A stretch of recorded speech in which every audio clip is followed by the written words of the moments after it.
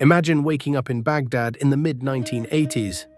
The call to prayer echoes softly across the rooftops. The air is warm, even in the early morning. The Tigris River moves quietly through the city, just like it has for centuries. There are no smartphones, no social media, no satellite dishes yet. Just a city of over 5 million people, living ordinary lives, going to work, going to school, meeting friends, planning weddings, worrying about bills. This is what a normal day in 1980s Baghdad looked like, from the perspective of the average civilian. Most families lived in modest homes or apartments. In middle-class neighborhoods, homes were made of concrete with gated courtyards, rooftops used for drying clothes, simple but comfortable furniture. Electricity was stable in most urban areas during much of the early and mid-80s. Breakfast was simple, fresh bread from the neighborhood bakery, white cheese, dates, eggs, sweet tea poured from a metal kettle. The bakeries opened early. You'd see men walking back home with stacks of flatbread wrapped in cloth. Children wore uniforms to school, clean, pressed, shoes polished.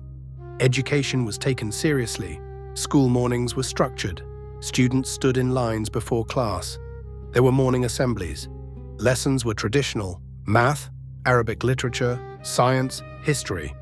Literacy rates had risen significantly in the years leading up to the 1980s, especially in cities like Baghdad. Classrooms were crowded but organized.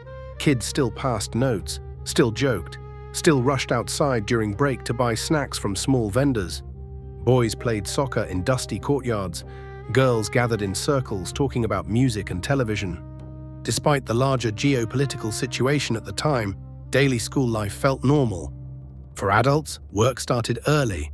Baghdad had government employees, teachers, engineers, oil industry workers, shop owners, market traders. The oil sector was a major part of Iraq's economy during this period. Salaries in the early 80s were stable for many middle-class workers. Imported goods were available in shops, European appliances, Japanese electronics, even Western fashion items. Neighborhoods had small grocery stores, tailors, butchers, repair shops. Markets were busy, especially traditional souks. One of the most famous was Al-Mutanabi Street, known for its bookstores and intellectual culture. On Fridays, it was filled with readers, poets, and students flipping through stacks of books. Baghdad still had a strong reputation as a cultural and intellectual center. To understand life in 1980s Baghdad, you have to understand the economic atmosphere. At the start of the decade, Iraq was benefiting from strong oil revenues. The country had invested heavily in infrastructure throughout the 1970s: roads, schools, hospitals, housing projects. For many middle-class families, the early 80s still carried that momentum.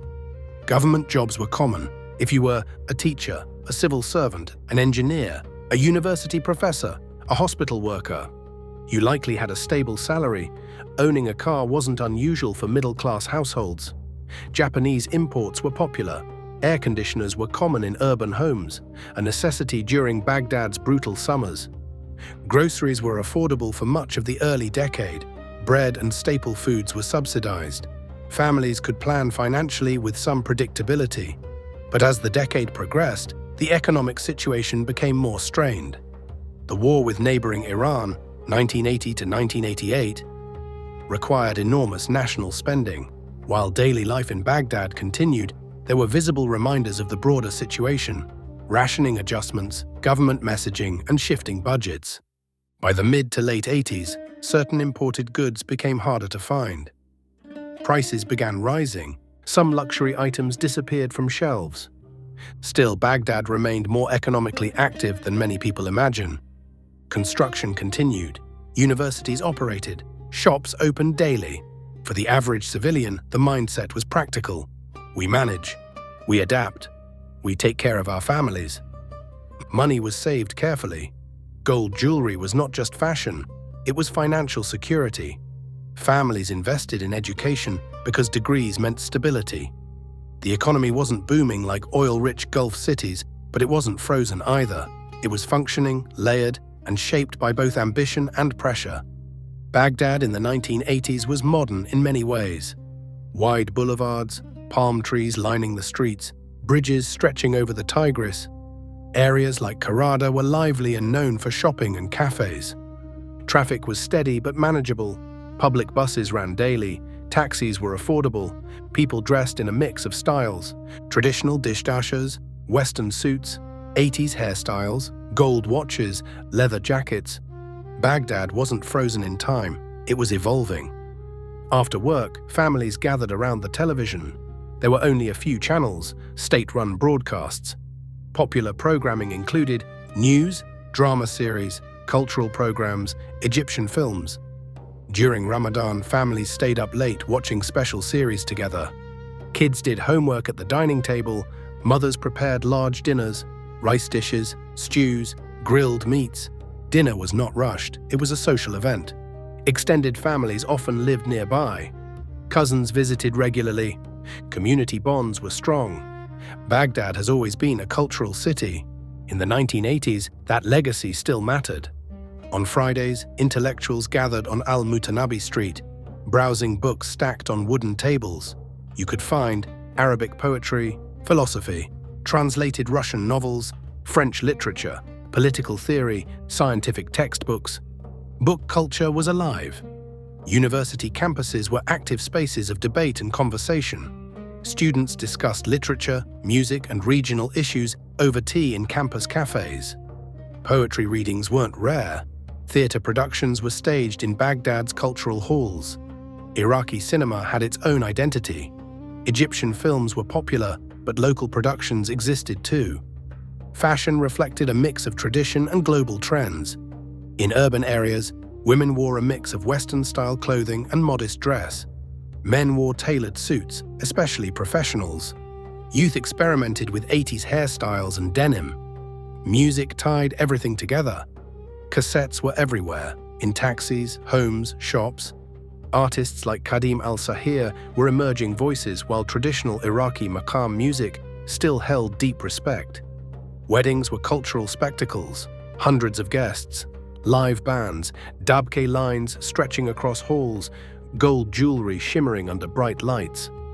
Culture wasn't just entertainment, it was identity, it was pride.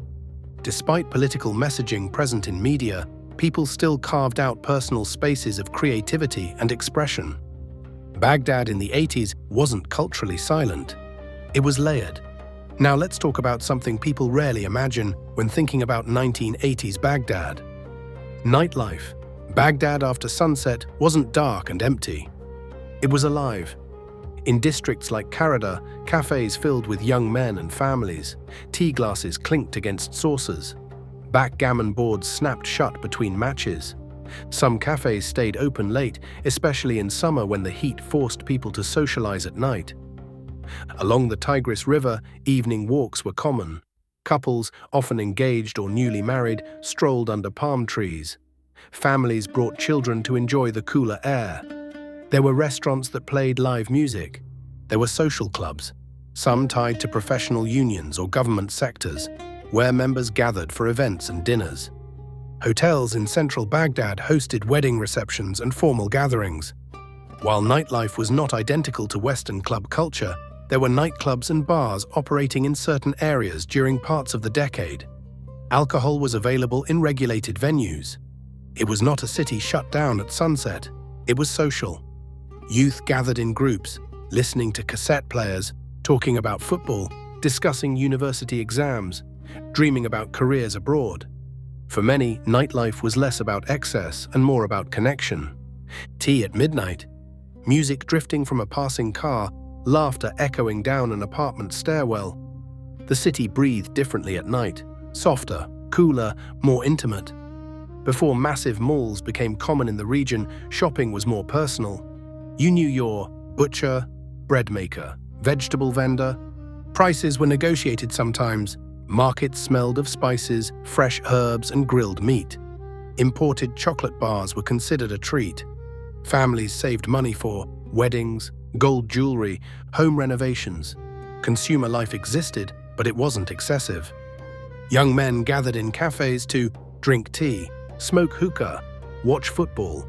Soccer was huge. When Iraq's national team played, streets would empty. Kids played in alleyways until the streetlights came on.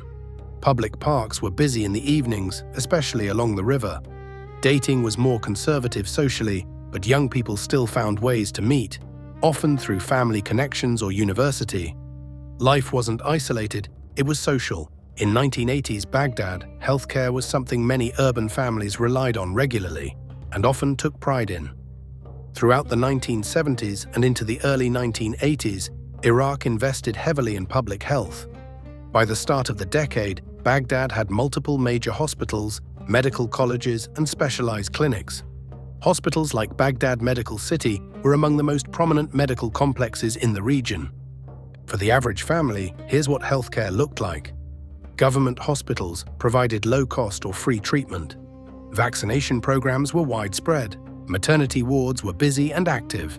Pharmacies were well-stocked, especially early in the decade. Doctors were highly respected. Becoming a physician or engineer was seen as reaching the top of the professional ladder.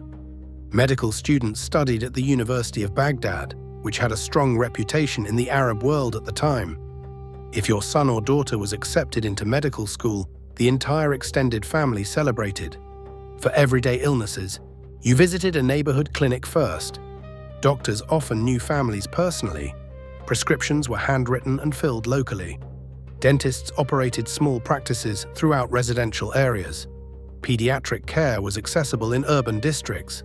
However, as the decade progressed and the Iran-Iraq war continued, pressure on the healthcare system increased.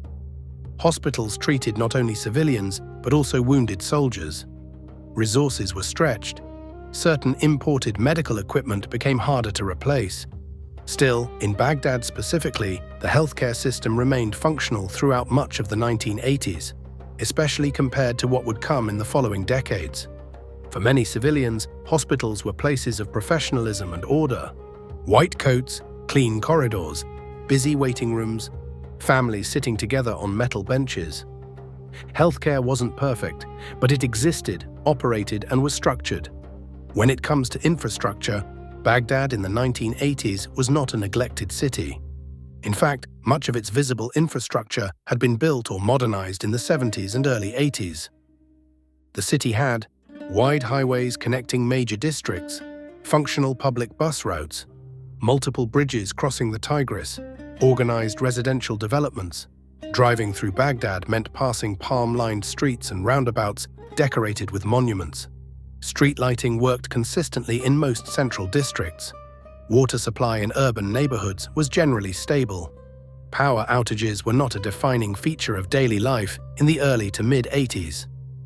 Air conditioning units hummed in apartments during summer. Construction projects were visible. Government buildings, housing complexes, sports facilities. The airport, Baghdad International Airport, operated regular international flights before later decades of isolation. Traveling abroad, while not common for everyone, was possible and not unheard of for middle-class professionals. Public transportation was simple but reliable. Buses ran set routes. Taxis were plentiful and affordable. Shared minibuses connected outer neighborhoods. Neighborhood planning often included schools within walking distance, small parks, local mosques, corner shops. Baghdad felt like a capital city, structured and centralized. Let's talk about the details people remember most. Water ran from the tap. Garbage collection operated on schedules. Postal services delivered letters. Landline telephones existed in many middle-class homes. Rotary phones mounted on the wall. Calling relatives in another district meant dialing carefully and hoping the line was clear. Government offices handled paperwork in person. Property documents, birth certificates, university registrations. It was bureaucratic but organized. Baghdad in the 1980s functioned like a structured state capital, not futuristic, not collapsing, just operating. When former residents talk about 1980s Baghdad, they often mention something simple. It worked. Hospitals treated patients. Schools educated children. Roads were paved. Electricity ran. Water flowed. There were pressures, especially as the decade went on. There were visible reminders of war. But daily civilian life relied on systems, and those systems functioned. The infrastructure created rhythm, morning traffic, afternoon clinic visits, evening river walks, weekend market trips. Baghdad wasn't defined only by headlines. It was defined by routines supported by hospitals, bridges, classrooms, and apartment blocks. And for millions of people, that structure made life feel stable, even in uncertain times. If you like this content and want to see more, hit that like button and subscribe so more people can see this. Now comment down below if you learned something new about Iraq.